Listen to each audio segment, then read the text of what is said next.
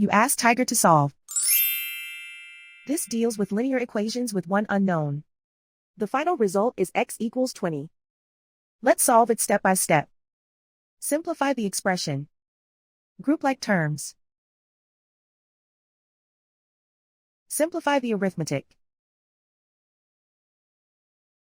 Group all constants on the right side of the equation. Add 16 to both sides. Simplify the arithmetic.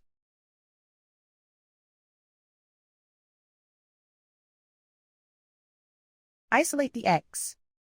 Divide both sides by 2. Simplify the fraction.